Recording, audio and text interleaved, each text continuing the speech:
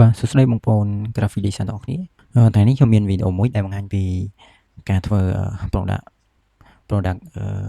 poster បែបនេះនៅក្នុងកម្មវិធី Adobe Photoshop អូខេតើឥឡូវយើងចាប់ផ្ដើមធ្វើទាំងបាទគ្នា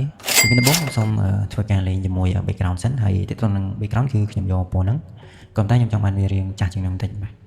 អញ្ចឹងខ្ញុំសូមសេរីពណ៌ background ហ្នឹងបន្តិចអូខេអញ្ចឹងខ្ញុំយកប៉ុណ្ណឹងហើយចំណុចបន្ទាប់ទៀតគឺខ្ញុំចង់ឲ្យវាមានពន្លឺនៅប្លុកកណ្ដាលនេះបាទអញ្ចឹងដើម្បីធ្វើឲ្យបានយើង add layer វាមួយមកអូខេអញ្ចឹងចំណុចបន្ទាប់យើងត្រូវទៅសេរីពណ៌នឹងសិនបាទ color យើងសិនមកនៅកន្លែងនេះហើយយើងសេរីយករាងភ្លឺជាង background ដើមរបស់យើងកន្លែងហ្នឹងបាទមើលទៅវាភ្លឺរាងជាស្អាតបាទអូខេអញ្ចឹងខ្ញុំយកពណ៌ហ្នឹងទៅមកដើម្បីដាក់ហ្នឹងមកយើងចូលមក brush tool បាទបើសិនជាកន្លែងនេះវាតូចពេកឬធំពេកអ្នកនរគ្នាអាចសេរីនៅកន្លែងនេះបានបាទអូខេអញ្ចឹងខ្ញុំយកប៉ុណ្ណឹងហើយខ្ញុំចុចនៅកន្លែងនេះបាទចុចប៉ុណ្ណឹងមកអូខេអញ្ចឹងខ្ញុំយកប៉ុណ្ណឹងហើយចំណុចបន្ទាប់ទៀតគឺខ្ញុំនឹងគូ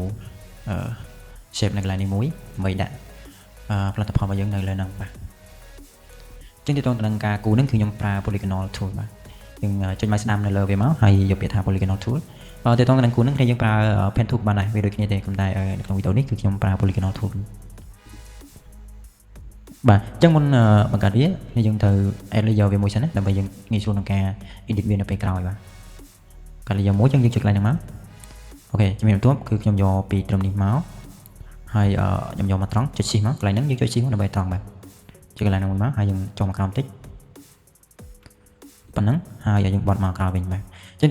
នេះយើងបើសិនជានេះយើងអាចប្រើ polygonal tool ខ្ញុំសូមនិយាយដែរនៅកន្លែងហ្នឹងបើសិនជា polygonal tool ហ្នឹងវាខុស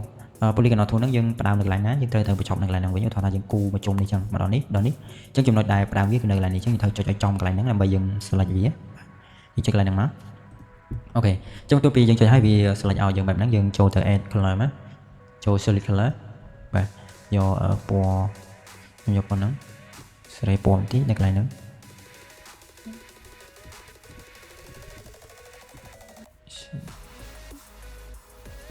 បាទខ្ញុំយកពណ៌ហ្នឹងអូខេជំរាបបន្ទាប់គឺខ្ញុំ add layer មួយទៀតដើម្បីខ្ញុំបន្ថែម shape នៅខាងក្រោមនេះកន្លែងហ្នឹងដែរទេអ្នកគ្នាអាចធ្វើបានយក polygonal tool ដែរហើយយកនេះយើងព្រីវាធំទៀតដើម្បីយើងស្រួលមើលខ្ញុំយកប៉ុណ្ណឹងហើយមកក្រោមវិញបាទកន្លែងហ្នឹងខ្ញុំធ្វើវា3តង់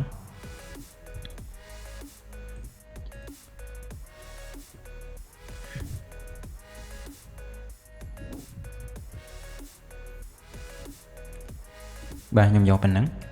ហើយមួយទៀតខ្ញុំថែម shape មួយទៀត layer មកយើងទាញវាមកក្រោមបាទអូខេប្រើ polygonal tool ដែរកាលនេះយើងដាក់រៀងហួសតិចមកដោយសារយើងដាក់វានៅក្រោមគេអញ្ចឹងអត់អីទេយើងគូវាច្បាស់នៅកន្លែងហ្នឹង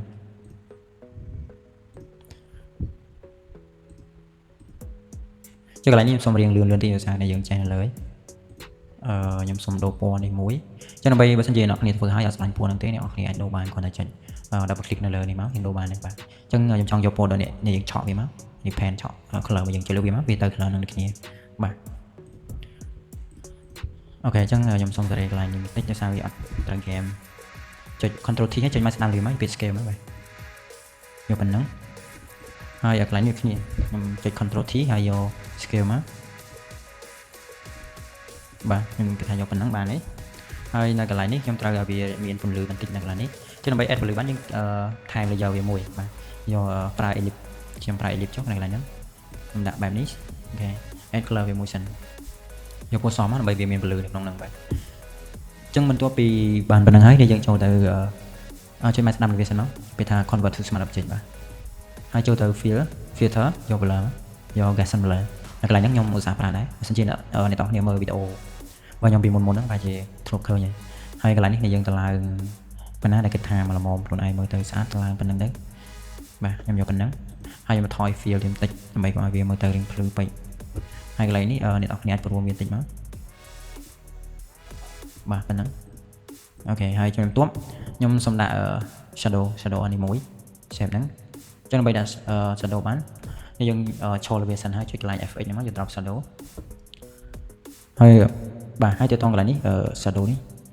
ខ្ញុំយកពណ៌ខ្មៅហើយខ្ញុំថែមកន្លែងនេះខ្ញុំដូចជាសេរីអីទៀតខ្ញុំយកប៉ុណ្ណឹង ស្រីសាយបន្តិចមកវារៀងកម្លៀតមួយទៅរៀងស្មៅធំបាទហើយទៅនឹង opacity បើសិនជាអ្នកនរគ្នាចង់ឲ្យច្បាស់ឬក៏ព្រាលអាចសេរីបានតាមជាក់ស្ដែងបាទអូខេអញ្ចឹងខ្ញុំសម្រាប់យកប៉ុណ្ណឹងហើយខ្ញុំនឹងទាញ product របស់យើងទាញរូបភាពនេះយកមកដាក់ចូលបាទនេះទុកបានប៉ុណ្ណឹងហើយអ្នកនរគ្នាបើសិនជាចង់ទាញរូបដាក់អីយើងអាចទាញដូចខ្ញុំក៏បានដែរយើងគ្រាន់តែចូលលើរូបនោះយើងចុចមកឆ្វេងជុំហើយទាញមកលើ Photoshop មកហើយយើងបន្លែងលើវាណា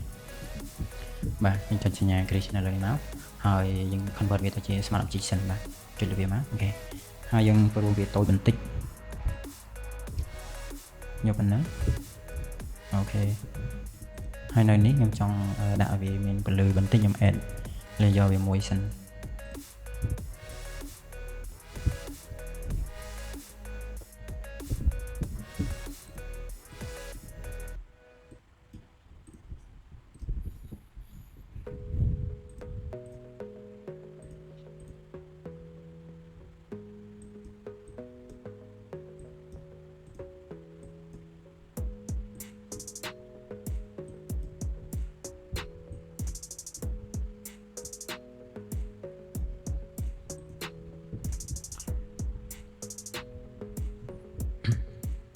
បាទអញ្ចឹងជំរាបទូខ្ញុំចង់កែរូបនេះវាឲ្យវាទៅជាកម្ៅបន្តិចអ្នកនរគ្នាយកពាក្យថា export នេះមកឬក៏យកកន្លែងនេះមកបាទយើងអាចទាញយើងកន្លែងនេះយើងត្រូវ create clipping mask vision ដើម្បីឲ្យអាពលឺនោះចូលមករូបរបស់នេះដោយសារកាលណាតែយើងអត់ធ្វើហ្នឹងវាជិះពលឺដល់ background របស់យើងបាទចុចមកស្ដាំមកវាពាក្យថា create clipping mask បាទអញ្ចឹងវាចូលមកក្នុងរូបនេះអញ្ចឹងយើងកែបានទេហ្នឹង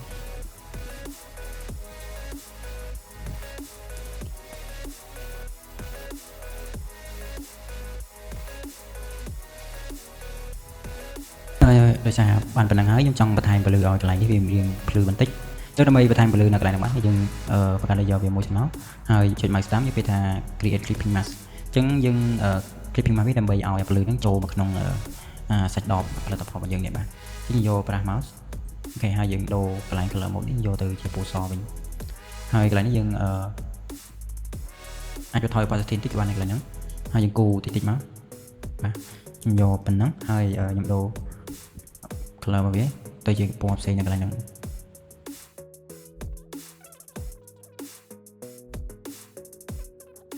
តាមទៅបាទយក not more នឹងធំណាស់ណាហើយយកម៉ាស់វាចូលគ្នានៅកន្លែងហ្នឹងបាទចំណុចបន្ទាប់ទៀតគឺខ្ញុំទាញរូបមក add បន្ថែមទៀតហើយរូបគឺខ្ញុំដាក់រូបនេះមុនអូខេទាញមកដាក់លើវាហើយយើងទម្លាក់ព្រមវាតូចតិចមកកន្លែងហ្នឹងយើងអាច convert វាទៅ smart object សិនបាទអូខេអញ្ចឹងខ្ញុំចង់កែ color ផ្លែនេះទៅឲ្យវាស្តៀងទៅនឹង background របស់យើងដើម្បីកុំឲ្យមើលទៅវារៀងខុស color របស់គេបាទអញ្ចឹងចុច control បូក Alt ហើយបូកអក្សរ U វាចេញមកបែបនេះបាទអញ្ចឹងយើងចុច crease កន្លែងនេះមកយើងសេរីវាបន្តិចបាទនេះតោះគ្នាសេរីមិនមើលផ្លែហ្នឹងវាឲ្យស្តៀងទៅនឹង background របស់យើងបាទ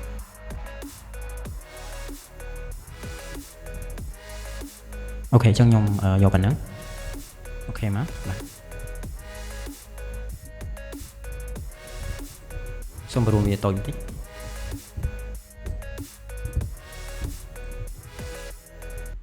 ហើយខ្ញុំ copy រូបនឹងជា3ណាបាទ control អក្សរ J មកដើម្បី copy ហើយ control T ខ្ញុំត្រូវត្រឡប់រូបនឹងមកផ្សេងមួយទៀតបាទ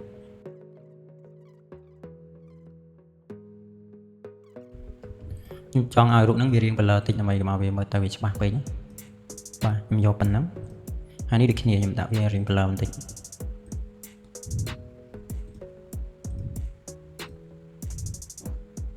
blur gestion blur បាទអូខេខ្ញុំរៀងបន្ថយបន្តិចកុំឲ្យមើលទៅស្មៅពេកបាទខ្ញុំយកប៉ុណ្ណឹងហើយនេះអូខេខ្ញុំសម្រេចថាយកប៉ុណ្ណឹងហើយចំណុចបន្ទាប់គឺខ្ញុំថែមរូបស្លឹកឈើនេះ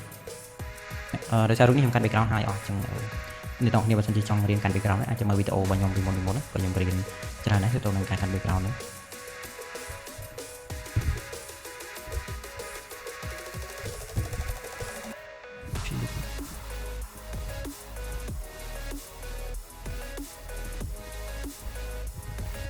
ខ្ញុំសុំ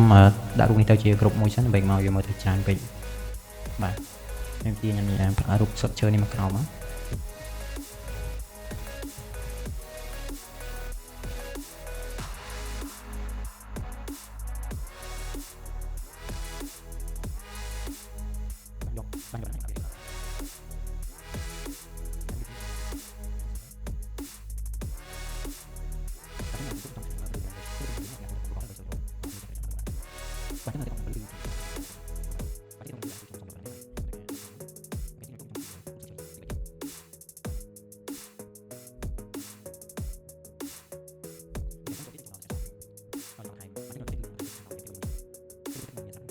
រូបទឹកនេះដោយសារខ្ញុំធ្លាប់រៀនកាន់ពីមុនហើយអញ្ចឹងអ្នកនរគ្នាអាចមើលវីដេអូចាំបានសិនជាធ្វើការប្រើប្រាស់បាទ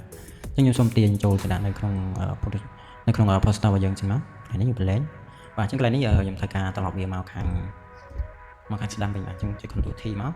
ហើយយកវាថាភាព horizontal នេះមកហើយយកទៅនឹងកន្លែងនេះទៅទាញវាឲ្យមកក្រោមនៅ layer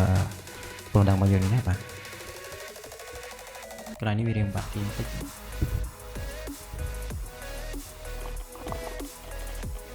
តោះឡើងចូលដល់ការ share សបាទចូល Control ចឹងដើម្បី share សបានចូលមកកន្លែងនេះមក